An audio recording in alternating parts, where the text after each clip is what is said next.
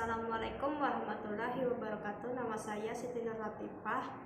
Kali ini saya akan mereview hasil resumen saya dengan mata kuliah Etika dan Hukum Profesi.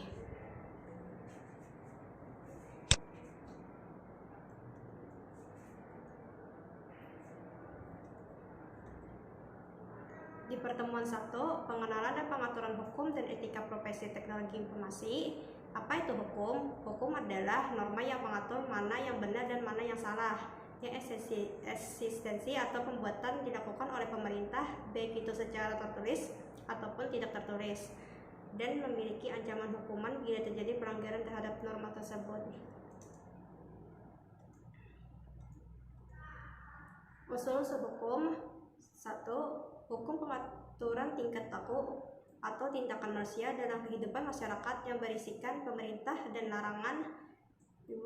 Peraturan hukum yang ditetapkan oleh lembaga atau badan yang berwenang. Hukum tidak boleh dibuat oleh orang biasa, melainkan oleh lembaga yang berwenang. Sifat hukum ini bersifat mengikat masyarakat luas.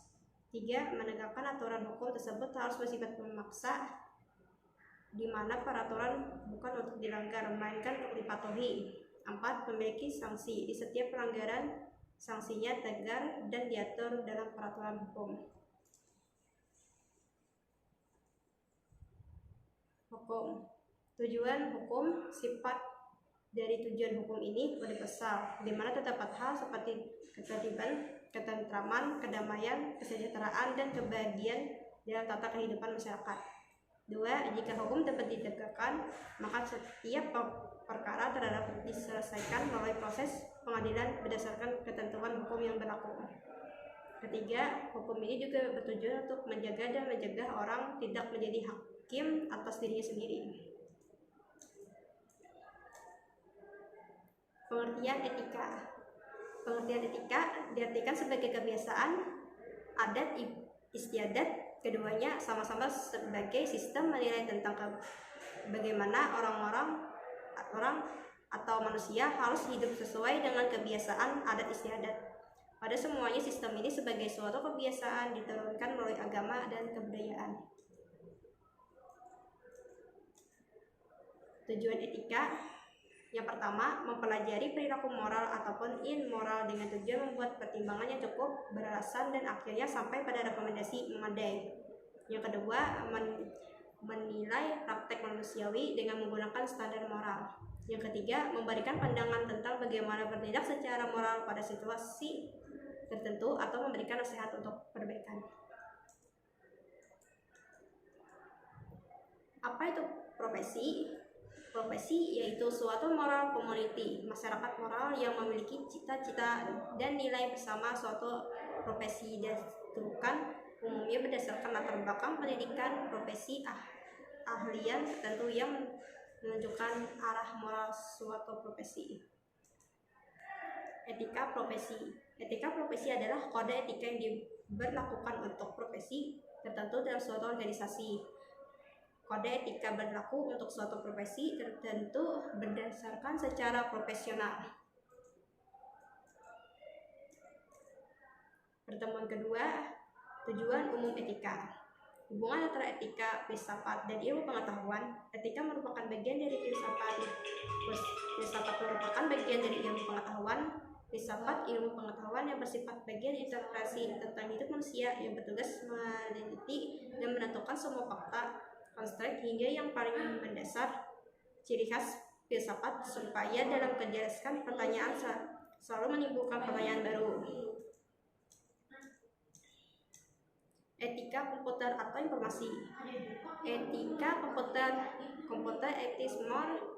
Dalam pandangan saya, etika komputer adalah analisis mengenai hakikat, dampak sosial, teknologi komputer, serta format dan institusi yang terkait dengan kebijakan untuk menggunakan teknologi sebagai secara etis. 3. Saran etika yang baik. 1. Proses yang dinamis membutuhkan pengawasan konstan. 2. Kolaborasi antara etika dan ilmuwan. Yang ketiga, analisis yang terbaik, yang lebih baik, pemikiran mendalam mengenai komputer. Pertemuan keempat yaitu pekerjaan profesi dan profesional. Pekerjaan dan profesi pada kehakikatannya bekerja dalam kodrat manusia, bekerja hal yang dilakukan untuk memenuhi kebutuhan hidup manusia. Thomas Aquinas seperti yang diikutip Sumario 1995 menyatakan bahwa setiap wujud kerja dan pekerjaan mempunyai 4 macam tujuan. Tujuan bekerja: 1. Memenuhi kebutuhan hidup. 2. Mengurangi tingkat pengangguran dan kriminalitas. Yang ketiga, melayani sesama. Dan yang keempat, mengontrol daya hidup. Profesi merupakan bagian dari pekerjaan, tapi tidak semua pekerjaan adalah profesi. Pertemuan kelima yaitu profesi di bidang teknologi informasi. Profesi di bidang teknologi informasi ada 3, yaitu 1. Bidang perangkat lunak, yang kedua bidang perangkat keras, dan yang ketiga pekerjaan di bidang TI standar pemerintah. Pertemuan keenam yaitu ancaman dan kasus kejahatan elektronik. Yang pertama ialah cybercrime. Ciri-cirinya yaitu bentuk-bentuk kejahatan yang timbul karena pemanfaatan teknologi internet. Cybercrime atau computer crime. Cybercrime dapat didefinisikan sebagai perbuatan melawan hukum yang dilakukan dengan menggunakan internet yang berbasis pada kecanggihan teknologi komputer dan telekomunikasi.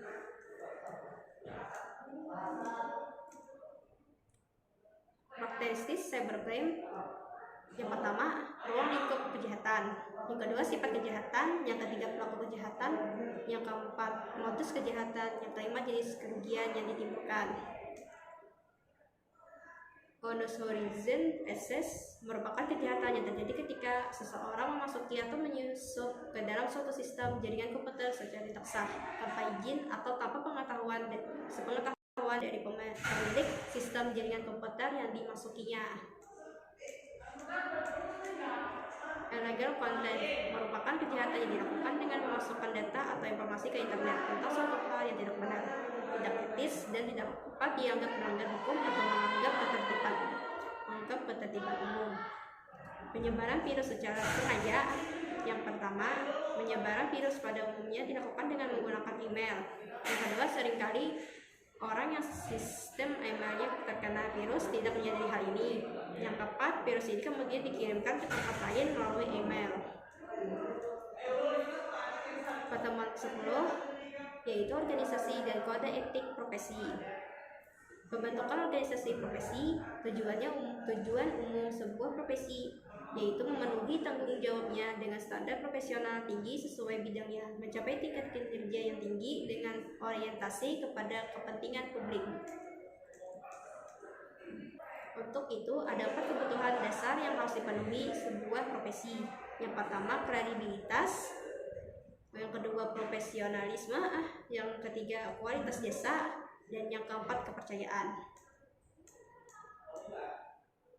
Tugas pokok organisasi profesi. Ya, ada 4 fungsi fokus dalam kerangka peningkatan profesionalisme profesi, yaitu mengatur penganggotaan organisasi. Yang kedua, membantu organisasi untuk terus memperbarui pengetahuannya sesuai perkembangan teknologi.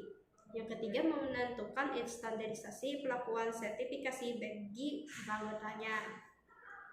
Yang keempat, membuat kebijakan etika profesi yang harus diikuti oleh semua anggota. Dan yang kelima, memberikan sanksi bagi anggota yang melanggar etika profesi. Berarti salah. Pertemuan 11 yaitu profesi di bidang teknologi informasi. Profesi di bidang TI sebagai profesi. Apakah pekerjaan di bidang TI dapat dibuat sebagai sebuah profesi? Julius Hermawan 2003. 2 karakteristik yang memiliki oleh software engineering sehingga layak disebut sebuah profesi. Yang pertama, kompetensi. Yang kedua, tanggung jawab pribadi. Software engineering harus mengembangkan bidang ilmu dalam mengembangkan software seperti 1. Bidang ilmu metodologi, pengembangan perangkat lunak. Yang kedua, manajemen sumber daya. Yang ketiga, mengelola kelompok kerja. Yang keempat, komunikasi. Pertemuan 12 yaitu Undang-Undang Telekomunikasi dan IT. Terminologi telekomunikasi yaitu setiap pemancaran, pengiriman, dan atau penerimaan dari setiap informasi dalam bentuk tanda-tanda syarat, tulisan, gambar, suara, dan bunyi melalui sistem lawak optik, radio, atau sistem elektromagnetik lainnya. Yang kedua, alat telekomunikasi yaitu setiap alat perkembangan yang digunakan dalam telekomunikasi. Yang ketiga, perangkat telekomunikasi yaitu sekelompok alat telekomunikasi yang memungkinkan telekomunikasi. Yang keempat, jaringan telekomunikasi yaitu rangkaian perangkat telekomunikasi dan perlengkapan yang digunakan dalam telekomunikasi.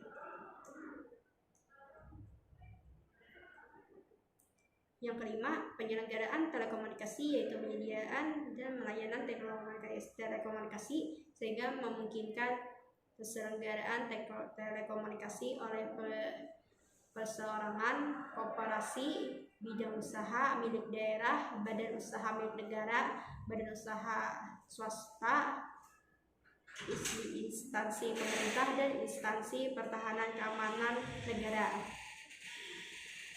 Jasa telekomunikasi yaitu layanan telekomunikasi untuk memenuhi kebutuhan telekomunikasi dengan menggunakan jaringan telekomunikasi. Pelanggaran perseorangan, badan hukum, instansi pemerintah yang menggunakan jaringan telekomunikasi dan atau jasa telekomunikasi berdasarkan kontrak. Pemakaian yaitu perseorangan, badan hukum, instansi pemerintahan yang menggunakan jaringan telekomunikasi atau jasa perkomunikasian yang tidak berdasarkan kontrak. Pengguna yaitu pelanggan dan pemakai. Yang pertemuan ketiga, hak atas kekayaan intelektual. Hak kekayaan intelektual yaitu hak yang ditimbul atas hasil oleh pihak otak manusia yang menghasilkan suatu produk atau proses yang mengguna untuk manusia. Secara umum dapat dikatakan bahwa objek yang diatur dalam HKI adalah karya-karya yang timbul atau lahir karena kemampuan intelektual manusia.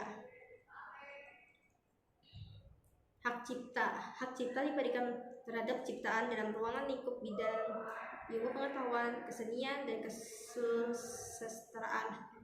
Hak cipta hanya diberikan secara eksklusif kepada pencipta, yaitu seorang atau beberapa orang secara bersama-sama yang atas inspirasi lahir suatu cipta berdasarkan pikiran, imajinasi, kecakapan, keterampilan, atau keahlian yang dituangkan dalam bentuk yang khas dan bersifat pribadi. Pertemuan 14, pendirian bisnis di bidang teknologi informasi. Bagaimana pendirian usaha? Hal-hal yang perlu diperhatikan saat memulai usaha. Yang pertama, alasan memulai usaha. Yang kedua, bidang usaha. Keempat, jenis-jenis badan usaha. Yang keempat, jenis-jenis izin usaha. Yang kelima, proses pendirian badan usaha. Yang keenam, faktor penyebab kegagalan usaha. Pertemuan 15, peningkatan profesional di bidang TI. Meningkatkan profesionalisme dalam perjalanan profesinya. Seorang profesional di bidang TI memiliki syarat profesionalisme seperti yang pertama, dasar ilmu yang kuat di bidangnya. Yang kedua, penguat kiat-kiat profesi yang dilakukan berdasarkan kisah dan profesi, bukan konsep atau teori belaka. Yang ketiga, mengembangkan kemampuan profesional berkesinambungan. Beberapa faktor penyebab rendahnya profesionalisme pekerjaan di bidang TI yaitu yang pertama, masih banyak pekerjaan di bidang TI yang tidak menekuni profesinya secara total, secara sambilan. Yang kedua, belum adanya konsep yang jelas dan berdefinisi tentang norma atau etika profesi pekerjaan di bidang TI. Yang ketiga, mungkin masih belum ada organisasi profesional yang menangani para profesional di bidang TI.